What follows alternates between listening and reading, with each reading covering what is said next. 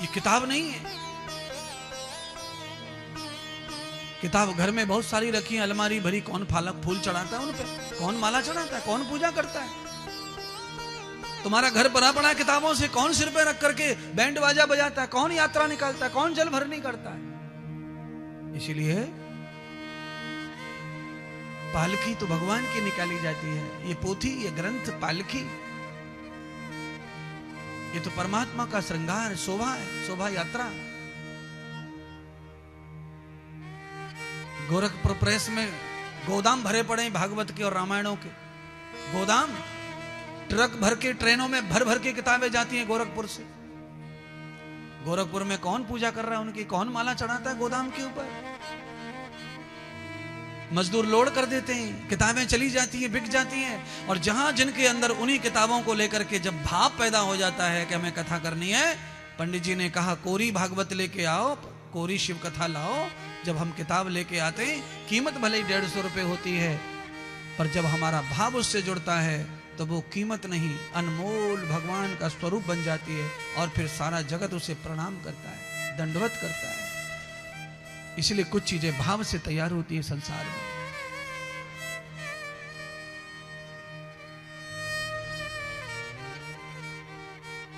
शुरू शुरू में रेलगाड़ी जब चली थी, तो शुरू शुरू में रेलगाड़ी को चलाने के लिए कोयला चलाया जाता, कोयला।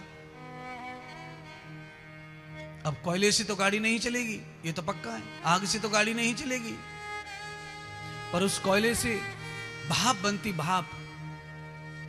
और जब भाप बनती तो भाप से, ऊर्जा से कोयला इंजन चलता था, भाप से।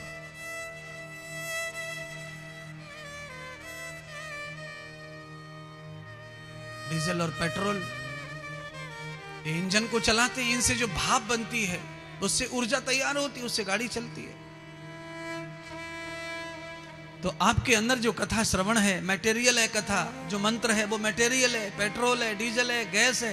पर उसको जब आप अंदर डाल करके मंत्र को, भजन को कीर्ति में लाते हैं, क्रिया में लाते हैं, तो उससे एक भाव पैदा होता है भगवान के लिए। और वो जब भाव पैदा होता है, वह आपकी जिंदगी को चलाता है, परमात्मा से मिलाता है, आपको कथा करवाने के लिए यजमान बनाता है, यज्ञ में बिठाने के लिए यजमान बनाता है। आप काम छोड़ देते हैं, सब छुट्टी निकालते हैं और यहाँ आते हैं, यज्ञ में बैठते हैं, कथा सुनते हैं, सेवा करते हैं।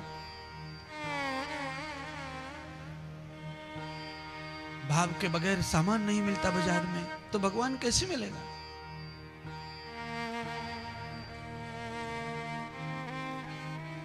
आप में से कोई भी इंसान ऐसा नहीं है महान जो दुकान पे सामान ले और भाव ना करे।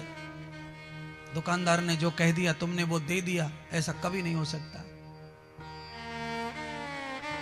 एक रेट की दुकान पर भी आदमी घीसा घासी करता है। सामान पे लिखा हुआ है एक रेट का सामान, 100 रुपए का ही आएगा ये डिब्बा, पर फिर भी हम कहते नहीं 90 लो 90 लो, 90 में ही आता है। फिर एक रेट का सामान है, फिर भी भाव करके कुछ फायदा हो रहा है, ये ध्यान कर लो। 100 रुपए लिखे और एक रेट लिखा हुआ, एक ही रेट, यहाँ रेट कम नहीं किया जाता, ये बोर्ड लगा हुआ है। पर जब ग्राहक आता है तो दुकानदार को लालच होता है, खाली न चले जाए, 10 रुपए कम कर लेता है और रेट वही लिखा रहता है। ऐसे ही भाव से भगवान उपलब्ध है आपके लिए। इसलिए जीवन में भाव का भी महत्व है, ज्ञान का महत्व है, भक्ति का महत्व है, पर सब अधूरे हैं एक दूसरे के बिना। जहां ज्ञान है वहां भक्ति जरूर चाहिए, जहां ज्ञान है वहां भाव जरूर चाहिए, जहां ज्ञान है वहां प्रीति जरूर चाहिए, जहां ज्ञान है वहां सरलता जरूर चाहिए। ज्ञानी में सरलता नहीं है तो वो ज्ञानी नहीं है, भक्त में सरलता नहीं है तो वो भक्त नहीं है। भाव भगवान के प्रति जिसका जागृत है, उसमें अगर क्रोध ही क्रोध है तो वो भक्त नहीं है। क्योंकि भक्त की पहचान तो सीधा सरलपन है। उसका क्रोध भगवान करता है, भक्त नहीं करना चाहिए। भक्त के बदले भगवान क्रोध कर लेता है, वही रुद्र बन जाता है, वही रुला देता है जैसे रुलाना है तुम्हारे बदले में, तुम्हारे पक्ष लेकर, तुम्हारा साथ देकर। इसलिए हमें आडंबर में फंसना नहीं पड़ता है।